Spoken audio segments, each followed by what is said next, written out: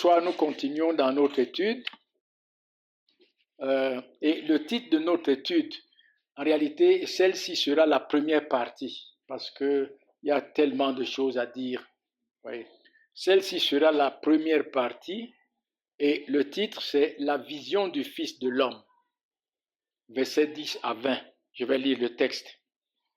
« Je fus saisi par l'Esprit », c'est Jean qui parle, « au jour du Seigneur, et j'entendis derrière moi une voix forte, comme le son d'une trompette, qui disait, « Ce que tu vois, écris-le dans un livre, et envoie-le aux sept églises, à Éphèse, à Smyrne, à Pergame, à Thyatire, à Sardes, à Philadelphie et à Laodicée. » Je me retournai pour savoir quelle était la voix qui me parlait.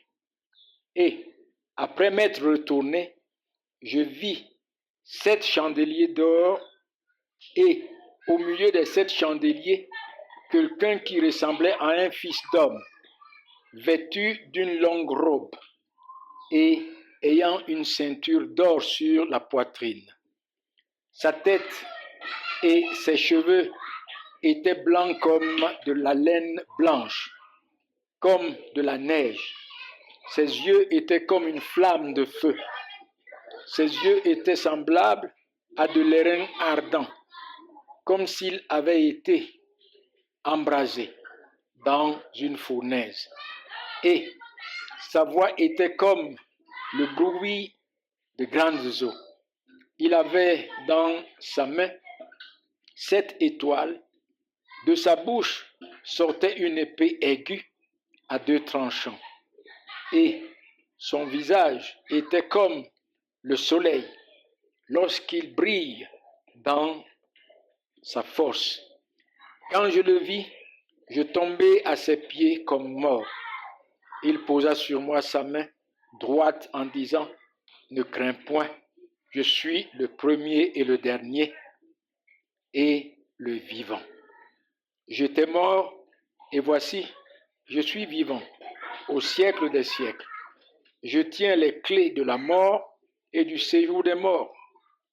Écris donc tout ce que tu as vu, ce qui est, ce qui doit arriver ensuite, le mystère des 7 étoiles que tu as vues dans ma main droite et les 7 chandeliers d'or.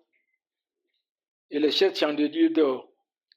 7 étoiles sont les anges de ces 7 églises et les chandeliers d'or, ce sont les églises. Amen. Voilà donc la vision que Christ a montrée de lui-même à Jean. Vous voyez, dans la vision que Jean a vue, voici comment Christ s'est présenté devant lui dans cette vision. Et nous voyons là beaucoup de gloire, nous voyons là beaucoup de splendeur, nous voyons là beaucoup de majesté, n'est-ce pas, dans la description que, en fait, la manière dont Christ s'est révélé à Jean. Beaucoup de majesté, de gloire et de splendeur. Vous voyez, c'est ça, notre Dieu, notre grand Dieu, notre Seigneur et Sauveur, Jésus-Christ. Et revenons donc dans notre texte. Nous voyons dans le verset 10 que nous allons lire, il dit « Je fus saisi par l'Esprit au jour du Seigneur et j'entendis derrière moi une voix forte comme le son d'une trompette. » Là, qu'est-ce que nous pouvons apprendre de notre Seigneur et Sauveur Jésus-Christ? Qu'est-ce que le Saint-Esprit nous apprend? Vous voyez là, Jean est dans l'île de Patmos et c'était le premier jour de la semaine, ça veut dire c'était dimanche. Et c'est là que l'Esprit de Dieu l'a saisi. Vous voyez le terme, être saisi. Il dit, je fus saisi par l'Esprit. C'est là que l'Esprit l'a saisi. Ça veut dire qu'il était totalement sous le contrôle de l'Esprit. Il était totalement sous le contrôle du Saint-Esprit. il était totalement sous l'influence du Saint-Esprit, afin d'entendre la parole que le Seigneur Jésus-Christ lui annonçait. Et nous pouvons déjà relever là une chose. Vous voyez, mes amis, c'est que personne ne peut entendre la voix de Christ qui résonne dans la prédication de l'Évangile s'il n'est sous l'influence du Saint-Esprit.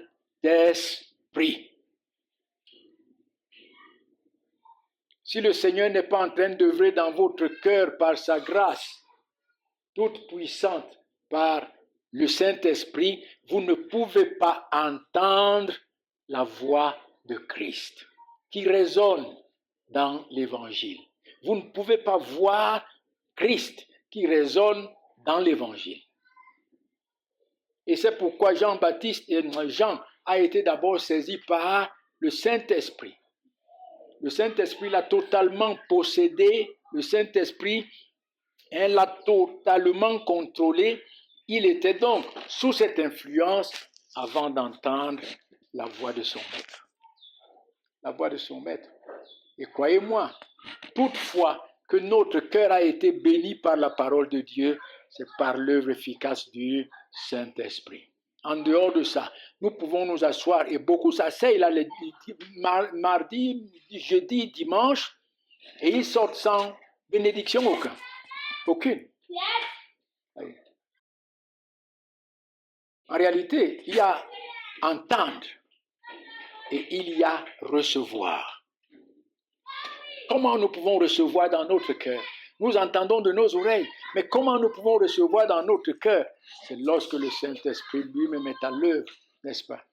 Et c'est ça la première chose que nous voyons. Et c'est très important pour nous qui sommes là ce soir.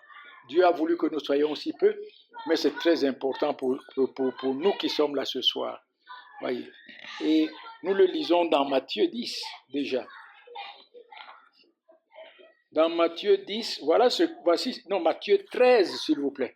Voici ce que le Seigneur Jésus-Christ dit à ses disciples lorsqu'ils viennent lui dire, après avoir prêché sur les 4 terrains, sur les 4 terrains, l'ivraie et le bon grain. Oui. Il dit, non, sur les 4 terrains, oui, comme il dit, le royaume de Dieu il ressemble aux 4 terrains. Et à partir du verset 10, il est écrit, ses disciples s'approchèrent et lui dirent, pourquoi leur parles-tu en parabole? Jésus leur dit, parce qu'il vous a été donné de connaître le mystère du royaume des cieux et que cela ne leur a pas été donné. Versets 16 et 17, il dit, mais heureux sont vos yeux parce qu'ils voient et vos oreilles parce qu'ils entendent. Je vous le dis en vérité, beaucoup de prophètes et de justes ont désiré voir ce que vous voyez et ils ne l'ont pas vu, entendre ce que vous entendez et ils ne l'ont pas entendu. Oui. C'est ça la vérité. Oui.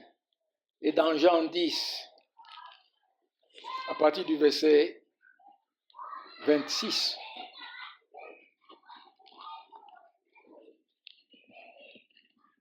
dans ce texte où le Seigneur parle de ses brebis. Verset 26, il dit, mais vous ne croyez pas parce que vous n'êtes pas de mes brebis. Mes brebis entendent ma voix, je les connais et elles me suivent. Je leur donne la vie éternelle et elles ne périront jamais. Et personne ne les ravira de ma main. Voyez. Pourquoi ces hommes ne croyaient pas? Parce qu'ils n'étaient pas les brebis de Christ. Et pourquoi les brebis de Christ entendaient? Parce que Christ était à l'œuvre dans leur cœur. Pourquoi les brebis de Christ croient? Pas qu'ils croyaient, mais parce que Christ lui-même est à l'œuvre dans leur cœur, ouvrant leur cœur par l'œuvre efficace du Saint-Esprit pour qu'ils l'entendent, pour qu'ils le voient et pour qu'ils croient dans leur cœur. Et dans Actes chapitre 2. Après que Pierre ait fini de prêcher, voici ce qui est arrivé. Acte 2, et le verset 37 seulement. Il est écrit: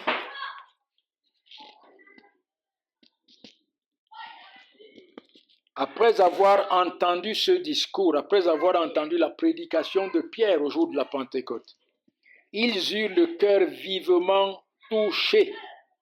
Et il dira à Pierre et aux autres, et aux autres apôtres: hommes frères, que ferons-nous? Et Pierre leur dit: repentez-vous, et que chacun de vous soit baptisé au nom de Jésus pour le pardon de vos péchés, et vous recevrez le don du Saint-Esprit. Voyez, mes amis, si une personne n'est pas sous le contrôle du Saint-Esprit, il n'est pas sous l'œuvre de la grâce efficace de Dieu dans son cœur par le Saint-Esprit, il ne peut pas entendre, il ne peut pas comprendre la parole, il ne peut pas entendre la parole, il ne peut pas voir le Seigneur Jésus-Christ qui parle. Et deuxièmement, ce que nous voyons encore, c'est, disons, la voix de Christ était comme le son d'une trompette. Vous voyez, le son d'une trompette. La trompette dans la Bible est souvent comparée à l'évangile que les prédicateurs prêchent. Vous voyez, c'est comme les musiciens qui, lorsqu'ils jouent la musique, vous voyez, il y a l'auditoire et celui qui joue la trompette. Vous voyez, l'auditoire apprécie ce qu'il joue dans sa trompette. Et c'est ainsi que la trompette est comparée à l'évangile, sinon à la prédication de l'évangile. Vous voyez, hein, le prédicateur prêche et l'auditoire reçoit. Vous voyez, ainsi, nous voyons ici le son de la voix de Christ qui était comme le son de la trompette. Nous voyons là, n'est-ce pas, le symbole. Nous avons le symbole de la puissance de l'évangile, parce que c'était une voix forte, une voix puissante. Vous voyez, le symbole de la prédication, de la puissance de l'évangile qui seul, n'est-ce pas, brise les cœurs les plus endurcis, qui seul ressuscite les morts et qui seul peut toucher vivement les cœurs afin de les ramener à la repentance et à la foi en Jésus-Christ. En Jésus-Christ. Et lorsque nous lisons dans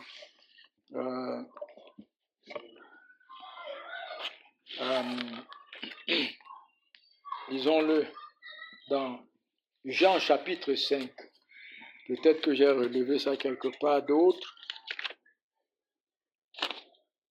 On va encore revenir là-bas. Mais dans Jean chapitre 5, revenons dans Jean chapitre 5, à partir du verset 22, je pense. Non, verset 25. Il dit, alors qu'il parlait de sa divinité, de son égalité avec le Père, il leur dit, en vérité, je vous le dis, l'heure vient et elle est déjà venue, où les morts entendront la voix du Fils de Dieu, et ceux qui l'auront entendu vivront. Ils entendront la voix du Fils de Dieu, l'évangile de Christ, par laquelle il appelle ses élus. Et ces élus qui vont recevoir l'évangile, parce que ce sont seulement ces élus qui vont recevoir l'évangile, c'est eux qu'il va ramener à la mort. Morts dans leur péché comme tous les autres. C'est pourquoi il dit, l'heure vient où les morts. Il ne parle pas ici des morts physiques qui sont déjà enterrés, mais il parle des morts spirituelles, comme nous étions avant. Et par sa toute puissante voix, sa voix qui a la puissance de briser les cœurs, la puissance de ressusciter les morts. Il nous a donné la grâce d'entendre sa voix, comme nous avons lu dans Jean 10, et il nous a ramenés à la vie. Il dit, car, verset 26, comme le Père a la vie en lui-même, ainsi, il a donné le pouvoir d'avoir, il a donné au Fils le pouvoir d'avoir la vie en lui-même. Et il lui a donné le pouvoir de juger, parce qu'il est le Fils de l'homme. Ne vous étonnez pas de cela, car l'heure vient où tous ceux qui sont dans les sépulcres entendront la voix, sa voix, et ils en sortiront.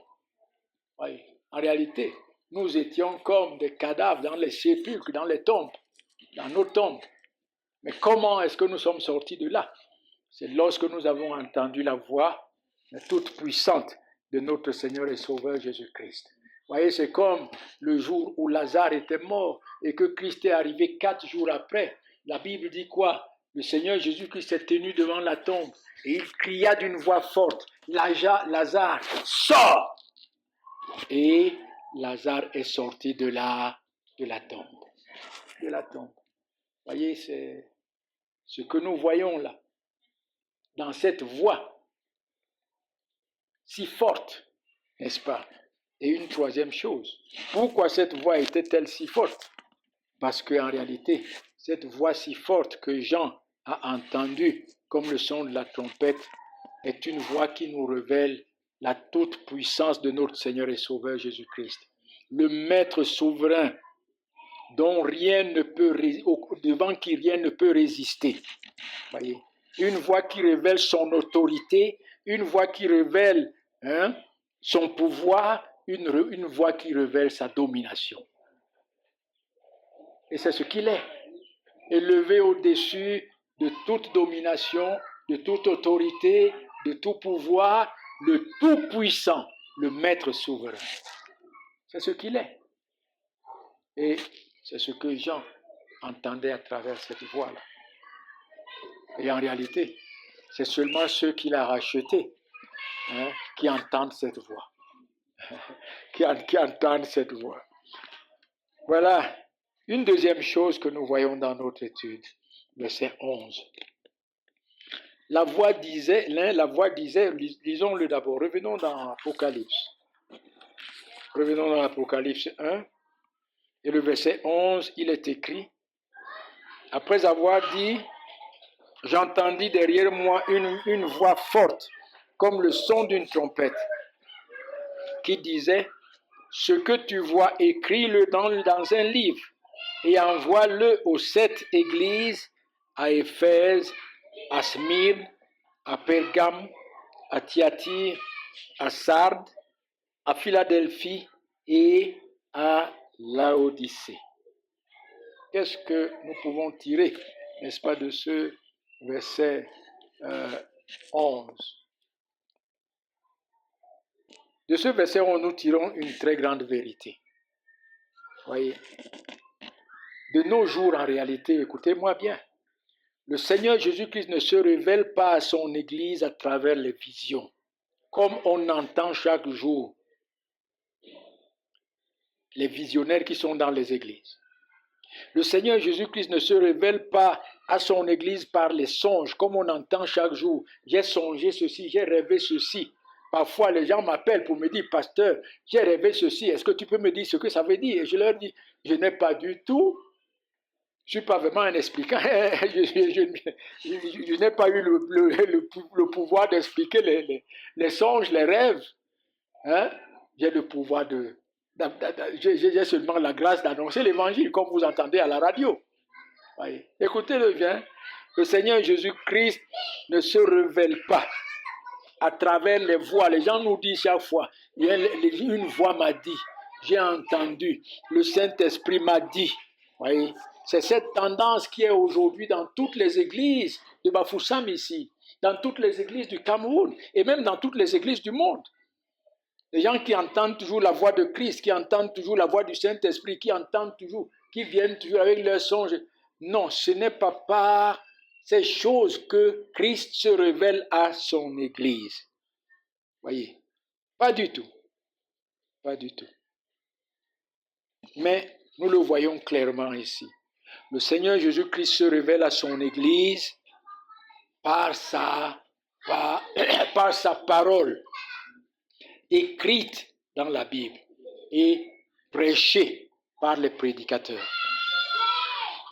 Voici le Seigneur Jésus-Christ qui veut se révéler à ses églises. Il veut communiquer à son église. Parce que le mot 7 ici,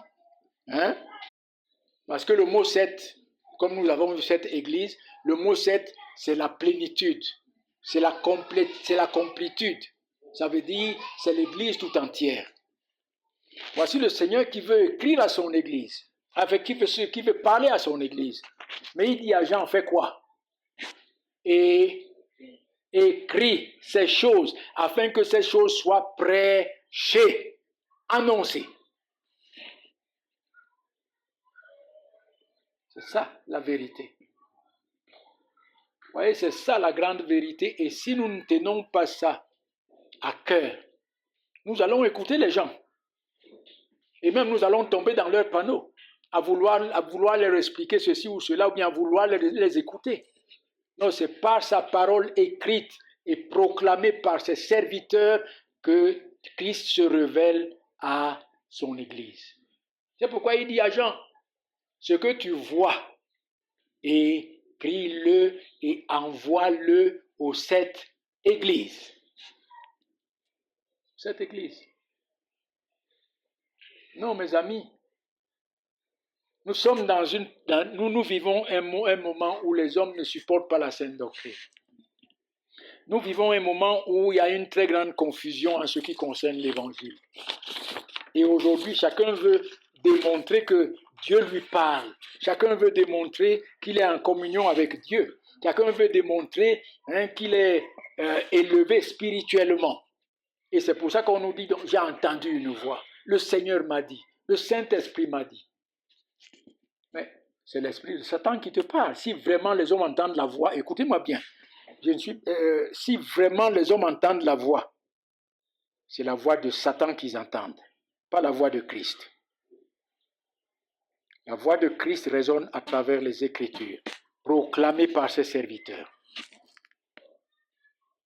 Un point, un trait. Voyez mes amis, la Bible est la révélation parfaite et complète de la volonté de Dieu et de la pensée de Dieu à son peuple, à son Église. Et elle est l'autorité en ce qui concerne les choses de Dieu.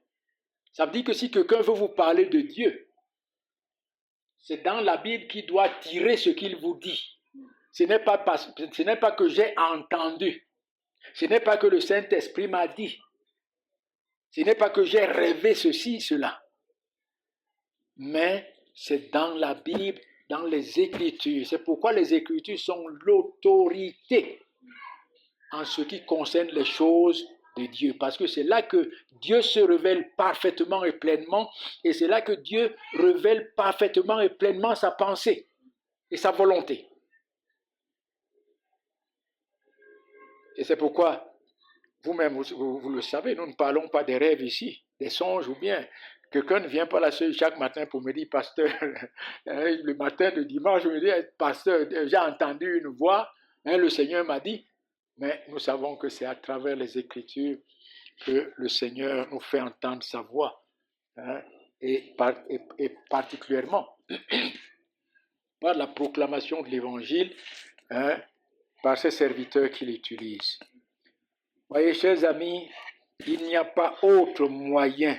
Voyez, c'est pourquoi le Seigneur Jésus-Christ dit à Jean, écris tout ce que tu vois.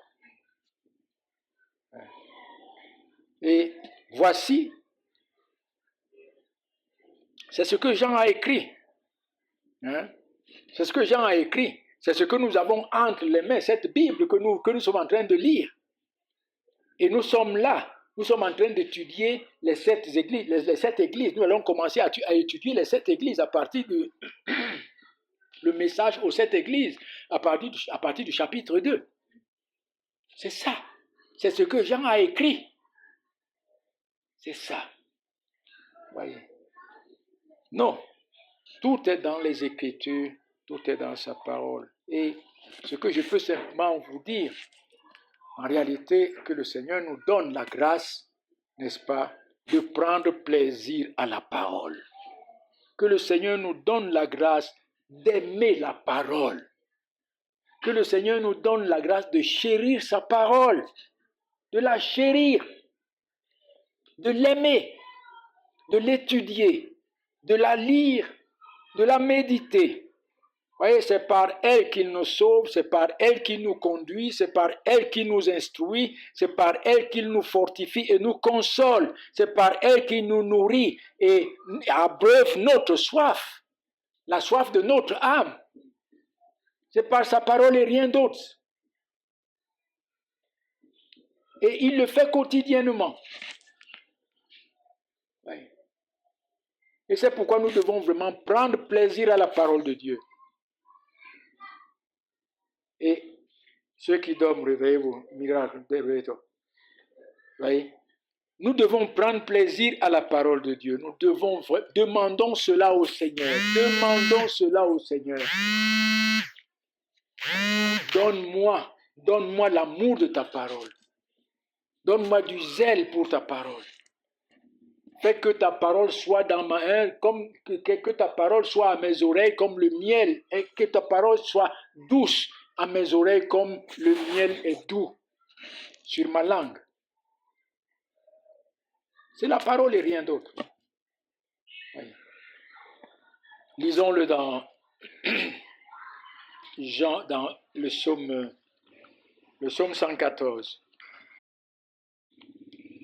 Psaume 119, s'il vous plaît. C'est pas 114, c'est 119. Dans le psaume 119, à partir du verset 4, il dit: tu as prescrit tes ordonnances pour qu'on les observe avec soin.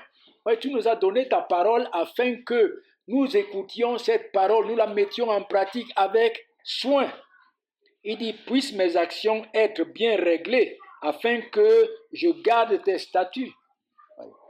Et comment est-ce que nos actions peuvent-elles être bien réglées? C'est à travers la parole.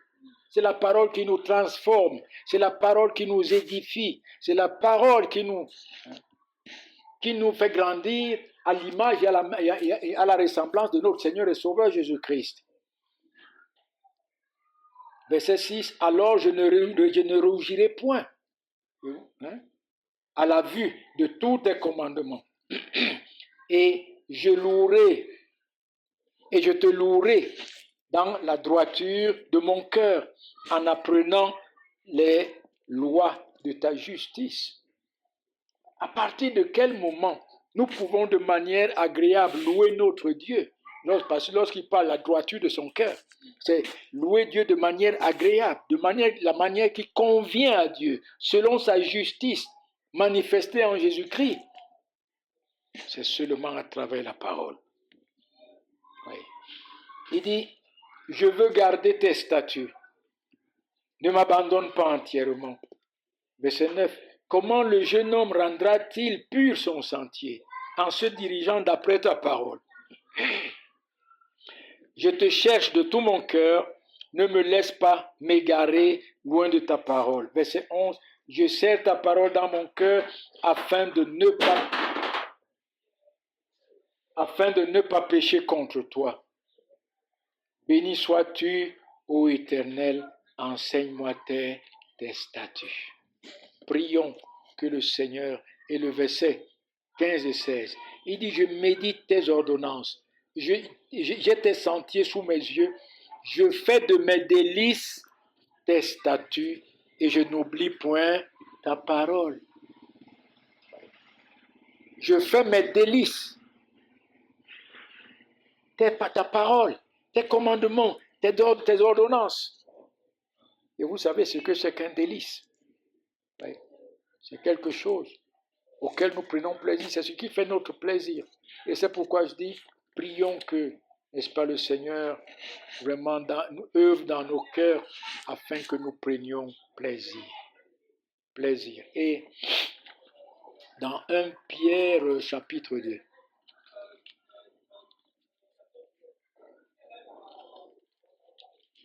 1 Pierre chapitre 2, il est écrit,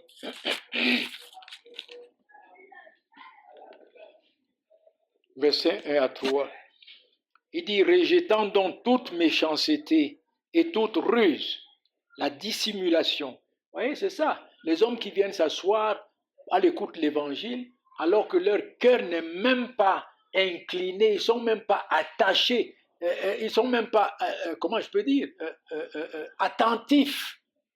C'est de la méchanceté, c'est la dissimulation, hein? C'est la ruse. Voyez. L'envie et toute médisance, verset 2, désirez comme des enfants nouveau-nés le lait spirituel et pur, afin que par lui vous croissiez pour le salut, si vous avez goûté que le Seigneur est bon. Si vous avez goûté que le Seigneur est bon. Il dit désirez comme des nouveau-nés. Il y a des mamans ici. Vous avez fait l'expérience, comment vos enfants désirent sucer votre sein à tout moment. Et le plaisir qu'ils prennent à sucer vos seins. Oui. L'appétit qu'ils ont en suçant vos seins. Et c'est par vos seins, par le lait qui sort de vos seins, que ces enfants croissent. Et c'est ainsi, mes amis, que la parole de Dieu est notre nourriture. C'est le lait spirituel et pur qui nous fait grandir dans le salut, tout comme le lait maternel fait grandir son enfant. Et prenons plaisir à la parole de Dieu.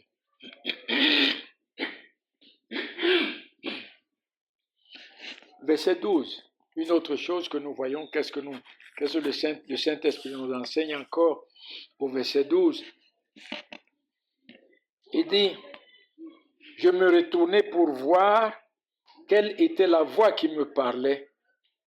Et après m'être retourné, je vis 7 chandeliers d'or et je vis 7 chandeliers d'or. Arrêtons-nous là. C'est ça le verset 12. Voyez, nous venons de le voir maintenant. Qu'est-ce que Jean vit premièrement dans sa vision? Il vit 7 chandeliers d'or. Et le Seigneur Jésus-Christ lui-même, dans notre lecture, n'est-ce pas, nous a donné la signification des 7 chandeliers d'or au verset 20, où il dit quoi? Il dit le mystère des 7 étoiles que tu as vu dans ma main droite et des 7 chandeliers d'or. Les 7 étoiles sont les anges des 7 églises et les 7 chandeliers d'or sont les 7 églises. Ça veut dire l'église tout entière de Christ. Et les 7 anges, ce n'est pas les anges, mais c'est les prédicateurs. C'est ceux-là que Christ a placés. Ce sont ces évêques qu'il a placés dans ces églises-là pour nourrir son peuple.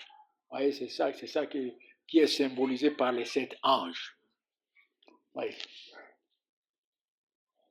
Sans tirer aucune gloire, je suis un ange de Christ. Je suis un ange de Christ. Celui que Christ... Les anges, c'est quoi? C'est les serviteurs de Christ, non? C'est les serviteurs que Christ envoie. Les anges ont été créés pour servir Christ. Et c'est eux que Christ envoie pour communiquer. Pour communiquer ou bien pour accomplir telle ou telle œuvre. Il n'y a pas d'exagération. En tant que pasteur de cette église, je suis l'ange de Christ. Oui. C'est symbolique. Voyez. Donc, c'est ça. C'est ça la signification. Le Seigneur lui-même nous a donné la signification, n'est-ce pas, de ces 7 chandeliers.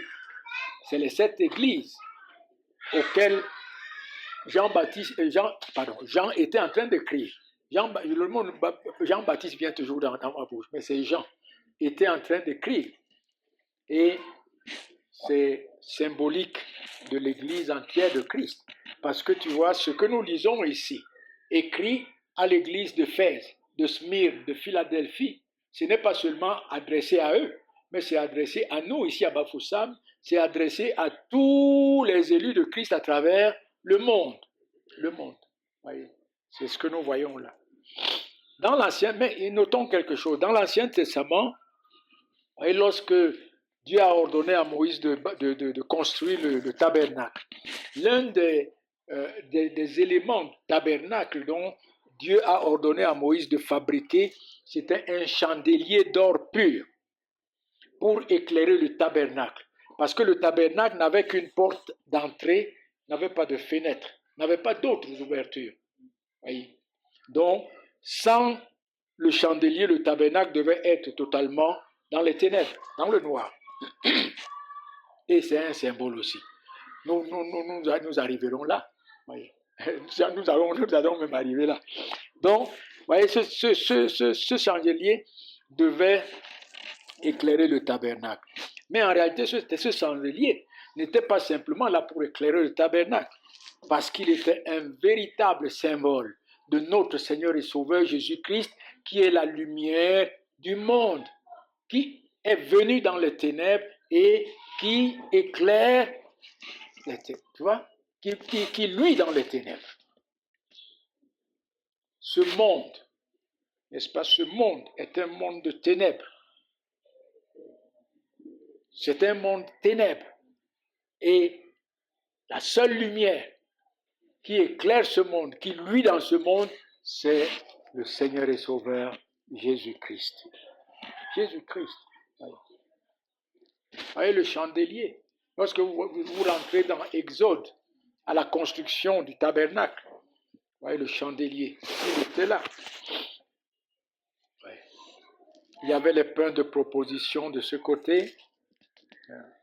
Il y avait le chandelier devant là-bas qui brillait pour éclairer les sacrificateurs et pour éclairer aussi les Lévites qui travaillaient dans le tabernacle. Donc c'est là une image, n'est-ce pas, de notre Seigneur et Sauveur Jésus-Christ qui est la lumière du monde. Et il est cette lumière qui est venue, qui est la vie des hommes. Il est cette lumière qui est la vie des hommes. Voyez cette lumière qui luit dans les ténèbres et les ténèbres ne l'ont point reçue. Dans Jean 1 chapitre 4. Jean chapitre 1 verset 4. Voyez, il est cette lumière qui est la véritable lumière divine qui venant dans le monde éclaire tout homme et particulièrement, n'est-ce pas, ceux qu'il a connus depuis avant la fondation du monde. Ceux qu'il est venu racheter par son sang. C'est pourquoi il dit dans Jean 8, disons-le, Jean 8, verset 12, il dit, Jésus leur parla de nouveau et dit, je suis la lumière du monde. Celui qui me suit ne marchera pas dans les ténèbres, mais il aura en lui la lumière de la vie. De qui parlait-il ici? De tous ces hommes qui étaient à Jérusalem à ce jour-là? Non. Il parlait de ses élus. C'est seuls ces élus qui entendent sa voix et qui le suivent et qui deviennent en lui la lumière de la vie. Parce que lui-même, la lumière vient vivre en eux. Et c'est pourquoi, n'est-ce pas, nous devenons lumière. Et c'est pourquoi, n'est-ce pas, dans Matthieu 5, parlant à l'Église, il dit, vous êtes la lumière du monde. Oui, nous sommes la lumière du monde parce que le Seigneur Jésus-Christ est venu vivre en nous. Et c'est parce que le Seigneur Jésus-Christ est venu vivre en nous que son Église est symbolique de sept chandeliers. De sept chandeliers. Parce que l'Église est la lumière du monde. C'est pourquoi elle est symbolique de sept chandeliers qui éclairent. Lisons dans Éphésiens chapitre 5. Non, d'abord dans Matthieu, chapitre 5. Avant de passer, Matthieu 5, dans le sermon sur la montagne, voici ce que le Seigneur Jésus-Christ dit à ses disciples. Il dit, après avoir dit, vous êtes le sel de la terre, il dit au verset 14, vous êtes la lumière du monde. Une ville située sur une montagne ne peut être cachée. Et on n'allume pas une lampe pour la mettre sous le boisseau, mais on la met sur le chandelier et elle éclaire tous ceux qui sont dans la maison. Que votre lumière luise ainsi devant les hommes, afin qu'ils voient vos bonnes œuvres et qu'ils glorifient le Père qui est dans les cieux. Amen. Oui, parce que le Seigneur Jésus-Christ vit en nous, nous sommes la lumière du monde. Et parce qu'il vit en nous et qu'il œuvre puissamment dans nos cœurs, en nous transformant chaque jour, en nous rendant semblables à son image, à ses ressemblances, alors nous ne pouvons pas être cachés.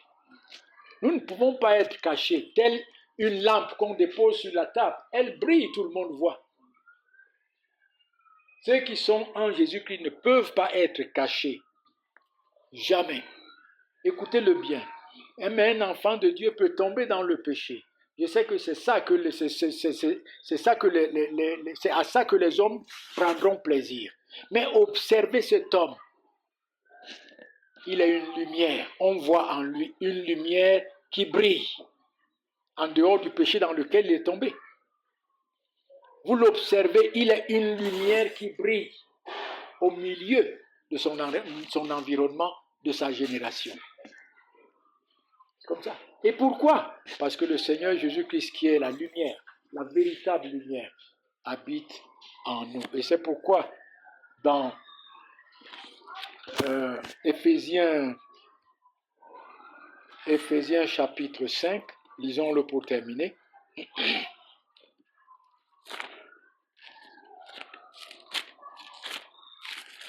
Éphésiens chapitre 5, à partir du verset 8. Je suis encore en Galate pendant que je vous parle d'Éphésiens. Voici ce que l'apôtre Paul écrit aux chrétiens d'Éphèse. Il dit, autrefois, lorsque vous ne connaissiez pas Christ, vous étiez ténèbres et maintenant vous êtes lumière dans le Seigneur. Marchez comme des enfants de lumière, car le fruit de la lumière consiste en toutes sortes de bonté, de justice et de vérité. Examinez ce qui est agréable au Seigneur et ne prenez point part aux œuvres infructueuses des ténèbres, mais plutôt condamnez-les. Amen. Voilà l'exhortation de l'apôtre Paul. Et voilà donc ce que nous avons pu relever dans le texte que nous avons lu, Apocalypse 1, versets 10 à 20. Pour ce soir, voici ce que le Seigneur nous a donné et que Dieu bénisse sa parole dans nos cœurs. Amen.